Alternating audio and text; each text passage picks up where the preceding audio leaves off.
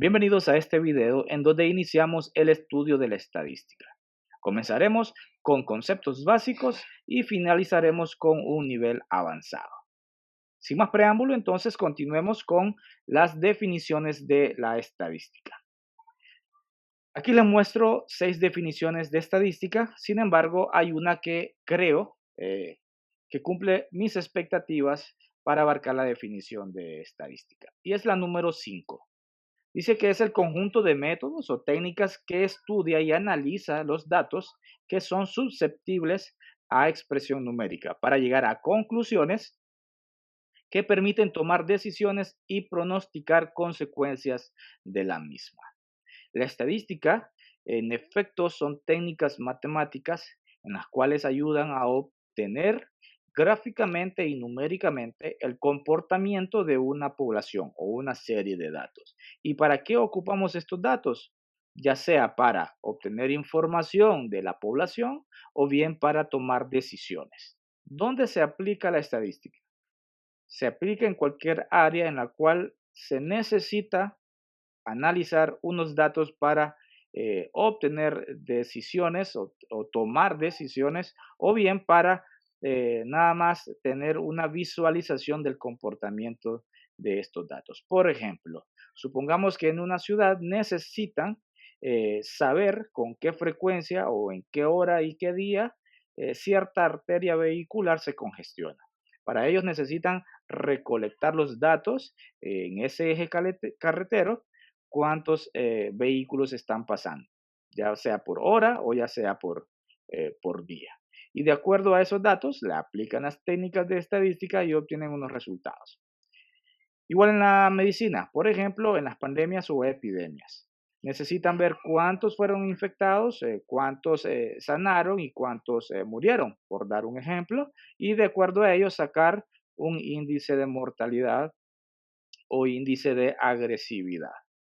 En la parte de la bolsa de valores, se necesitan las estadísticas para pronosticar una tendencia, el comportamiento, cómo se va a comportar a futuro ciertos mercados. Por ejemplo, el mercado del petróleo, el mercado del café, etcétera. De acuerdo a estos resultados, pues el inversionista toma la decisión si invierte o no. En la parte del marketing se necesitan las estadísticas para poder analizar el comportamiento del consumidor. No van a estudiar toditos los posibles compradores o toda la población para analizarla si cuánto de toda la población van a poder comprar el producto, sino que toman una muestra y ver quiénes de ellos están más interesados o probablemente estén interesados en comprar o adquirir cierto servicio o cierto producto. La estadística se clasifica en dos ramas, la descriptiva y la inferencial. La descriptiva es aquella que solo sirve, entre comillas sirve, para mostrar datos y entender el comportamiento de ellos. Se necesita por lo general gráficos de barra. Se inicia obviamente con histogramas, histogramas de frecuencia, histogramas de frecuencias relativas. También se pueden utilizar diagramas de pastel, más que todo como un dashboard, ¿sí? Y obtener esa información para ver el comportamiento de estos datos. Se pueden sacar alguna serie de conclusiones, sin embargo, no son comunes ya que se debe tener un grado de probabilidad para tomar una decisión. La estadística inferencial es aquella que eh, obtiene una muestra, pero de esa muestra se sabe de que no todos los datos que vienen son los necesarios para tener el 100% de certeza. ¿Por qué es así? Porque probablemente estén estudiando o necesiten eh, obtener los datos de una población que consuma un servicio como tal, un producto como tal.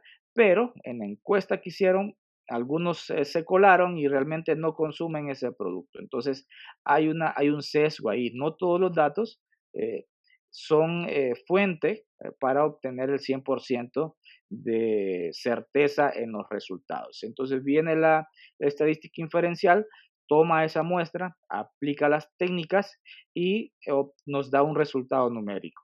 Y de ahí nosotros podemos decir, ok, tengo este resultado, con un grado de certeza del 95%, entonces voy a tomar esta decisión.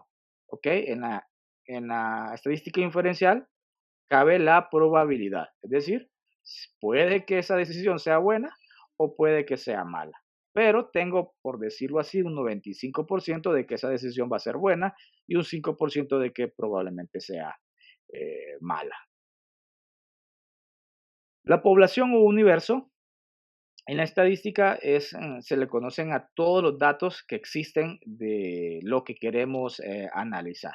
Por ejemplo, si yo necesito obtener estadísticas del comportamiento de los empleados en una institución, todos los empleados son mi población o mi universo. Si yo quiero obtener algunas series de estadísticas de parque vehicular, entonces, los vehículos, todos los vehículos de la zona o del país van a ser mi población. La población o universo en la estadística puede ser finita o infinita. Como ya el término lo dice, finita es aquella que se puede contar y la infinita que no se puede contar. Pero hay una, hay una manera de ver estas definiciones. Supongamos que nosotros queremos analizar, y es de vital importancia, y solo tenemos 2 días, y queremos analizar 5 millones de datos. Analizar y obtener esos 5 millones de datos. En 2 días prácticamente será imposible obtener esos datos y analizarlo. Por lo tanto, esa población para mí es infinita. Pero si yo tengo 5 millones de datos, pero ya están almacenados en una base de datos, ya puedo fácilmente obtener todos esos datos y aplicarles las técnicas o métodos estadísticos. Por lo tanto, pueden ser 5 millones de datos, pero como ya los tengo, para mí no van a ser infinitos. Entonces, tengamos en cuenta estas dos diferencias entre la población finita e infinita.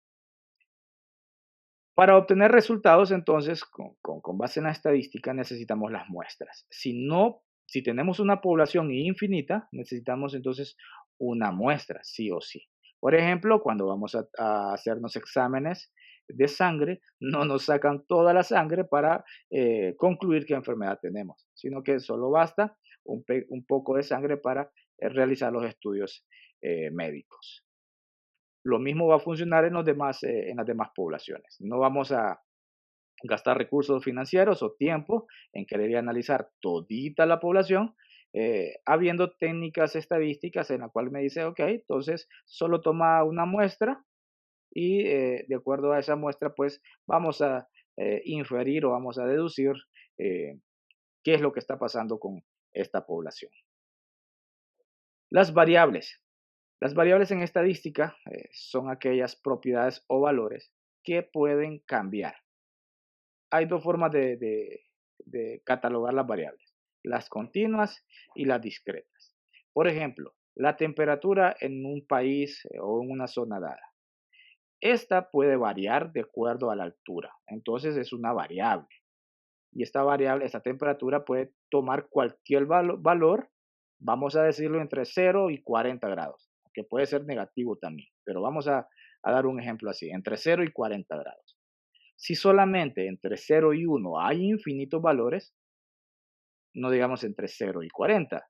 Por lo tanto, la temperatura puede tomar valores de 25.1, 31.7 y así sucesivamente. Por lo tanto, esta variable le vamos a llamar continua. Las variables discretas se orientan más a valores enteros. Por ejemplo, hablamos del parque vehicular. ¿Cuántos vehículos hay en una ciudad? No vamos a decir existen 10.5 vehículos. Existen 10 vehículos o más, pero son números enteros. Las variables tienen una característica, que son cuantitativas o son cualitativas. Las cuantitativas son aquellas que se pueden contar. Por ejemplo, el parque vehicular, como hablábamos, se puede contar. Por ejemplo, los objetos en un almacén, ¿cuántos objetos hay en un almacén? Se puede contar. Pero si hablamos, por ejemplo, de colores de vehículos, eso no se puede contar. Supóngase que queremos realizar un estudio de qué color de vehículo es el que es más propenso a accidentes. Pero el color no se puede contar, es una propiedad cualitativa, no cuantitativa. En la recolección de datos existen dos formas, la parte de encuestas y la parte de censos. Las encuestas son las que se orientan a la muestra, es decir, si existen 100.000 personas a la cual yo solo necesito sacar una muestra de 5.000, entonces le aplico encuestas. Y de esos datos obtenidos en la encuesta, le aplico las técnicas estadísticas para inferir mis resultados. La parte de los censos sí estudia toda la población en general. El más conocido es el censo poblacional que se ejecuta cada cierto tiempo y el cual va de hogar en hogar eh, contabilizando y además haciendo otra serie de preguntas eh, a cada persona de esa zona o de ese país. Los datos pueden ser originales o indirectos. Los originales son aquellos que tú mismo los recolectaste y los indirectos son aquellos que utilizaste de un tercero, de una institución o los obtuviste de la web. El redondeo de datos lo vamos a hacer como entero próximo o como exceso. Es decir, el entero próximo se va a redondear al número par más cercano, mientras que el del exceso se va a redondear al consecuente más cercano. Importa si sea par o no sea par. Ya vamos a hacer ejemplos sobre estos redondeos de datos para que quedemos un poco más claros. La notación de suma es muy conocida en las matemáticas, es un símbolo que utiliza la letra sigma, que es parte del alfabeto griego, para indicar sumatorias. Se caracterizan por tener un subíndice y un supraíndice. Es decir, el subíndice, en este caso la letra n, indica dónde va a comenzar y la letra k dónde va a terminar. Entonces, esta notación de suma se leería así: la sumatoria de todos los valores x desde n, puede ser 0, puede ser 1, 2, vamos a decir desde n hasta k. Y k puede ser 10, 20, 30 o cualquier valor, desde el índice o subíndice n hasta que x está en la posición k. A esto se refiere la notación de suma. Vamos a continuar con ejercicios para afianzar lo aprendido en estos conceptos básicos. Hagamos el siguiente ejercicio para practicar la parte de redondeo. Tengo una serie de datos, el cual voy a aplicarle la técnica del redondeo por par próximo y el redondeo por exceso. Voy a hacer la sumatoria de cada columna y luego la vamos a comparar. El primer dato es 136.5, el ejercicio no me lo indica, pero si voy a aplicar el redondeo, le voy a quitar esa cifra decimal, una cifra decimal, la última, para ser en específico. En este caso, si le quito esa única cifra decimal, me queda en un entero. Si aplico el par próximo, el siguiente número sería 7, 137, por lo tanto no es par. Entonces lo dejo en su par próximo, que sería el de abajo, 136. Y si le aplico la técnica del redondeo por exceso, no importa si es par o no, si se puede siempre redondear al número mayor. En este caso sería 137. Para el siguiente valor, 32.675, tenemos en milésimas, por lo tanto lo vamos a dejar en centenas. Voy a quitar el último. En este caso, el redondeo por par próximo quedaría en 8, y 8 si es un par, entonces sí puedo aplicarlo, quedaría en 32.68. Igual si aplico el redondeo por exceso, quedaría en 32.68. 43.095. Si le aplico el par próximo, vamos a decir que en este caso el 0 es un número par, por lo tanto su redondeo quedaría en 43.10 y el mismo valor si aplico el redondeo por exceso. 18.6565, le quito la última cifra decimal. En este caso, si lo subo a 7, 7 no es par, no puedo aplicar el par próximo, Por lo tanto, lo dejo en 18.656. Pero el exceso sí puedo llevarlo al siguiente número. Por eso queda en 18.657. 84.455. Si llevo el número a 6, 6 es un número par, por lo tanto sí puedo aplicar el par próximo y me queda en 84.46. Igual me quedaría si aplico la técnica de redondeo por exceso. 84.46. 64.7385. Si lo llevo el 8 a 9, 9 no es un número par, por lo tanto no puedo aplicar la técnica de par próximo y me quedaría en 64.738. En el caso de redondeo por exceso, sí puedo llevarlo al siguiente número, lo cual me queda en 64.739. Y el último valor es 73.375. Si lo llevo al siguiente número, que sería 8, 8 es un número par, por lo tanto lo dejo en 73.38. Igual, aplico la de exceso y puedo llevarlo a 73.38. Ahora comparemos las sumas para ver si hay alguna diferencia. La suma de datos originales me queda 453.495. La suma de par próximo me queda 453.014. Y la suma de redondeo por exceso me queda en 454.016. Si ven, si utilizamos el redondeo, eh, el dato que más se aproxima es el redondeo por par próximo. Si no queremos trabajar demasiados decimales, entonces podríamos utilizar el redondeo de par próximo para aproximar la suma, es decir, tener menos un error, reducir el error en los cálculos con respecto a los datos originales. Bien, dicho esto, vamos a pasar con la parte de la sumatoria para ir familiarizándonos con la simbología y también con el análisis de esto. Tengo 4 ejercicios. El primero se lee de esta manera: la sumatoria de x sub k desde que k vale 1 hasta que k vale 4. Por lo tanto, el primer ejercicio me quedaría que es igual esa sumatoria a x sub 1, es decir, el valor k igual a 1, más el siguiente valor que sería 2, x sub 2 cuando k vale 2, más x sub 3 más x sub 4. Y termino cuando k vale este número aquí arriba, en este caso es 4.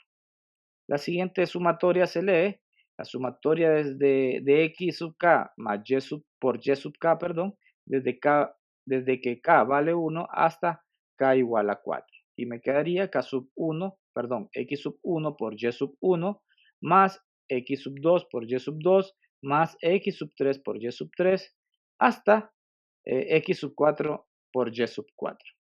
La siguiente suma que miramos es la sumatoria de y cuadrado, y sub k al cuadrado desde que k vale 1 hasta que k vale 4. Y me quedaría entonces la suma de y1 al cuadrado más y2 al cuadrado más y3 al cuadrado más y4 al cuadrado. Una notación, por lo general, cuando no se pueda obtener el símbolo de supraíndice, por lo general se especifica con esta tilde, especie de triángulo o sombrerito le llaman algunos, para indicar que este número que le sigue está elevado al cuadrado o el símbolo que le antecede está elevado al cuadrado. Para el último, tenemos la sumatoria de x sub k más y sub k por x sub k más y sub k, desde que k vale 1 hasta que k vale 4. Y me quedaría pues x sub 1 más y sub 1 por x sub 1 más y sub 1 más, y ya sabemos cómo se escribe la sumatoria. Aquí podemos hacer una simplificación, vemos que son términos iguales, por lo tanto es una multiplicación, es decir, está elevado al cuadrado. Por lo tanto, aquí abajo lo resumo, que sería entonces la sumatoria desde de x sub, o x sub k más y sub k al cuadrado desde que k vale 1 hasta que k vale 4. Y la sumatoria diría entonces x sub 1 más y sub 1 elevado al cuadrado más x sub 2 más y sub 2 elevado al cuadrado más x sub 3 más y sub 3 elevado al cuadrado, más x sub 4 más y sub 4 elevado al cuadrado. Y con esto entonces terminamos este primer video sobre conceptos básicos de estadística y pues así hicimos unos ejercicios de el redondeo y entendimiento de lo que es una sumatoria.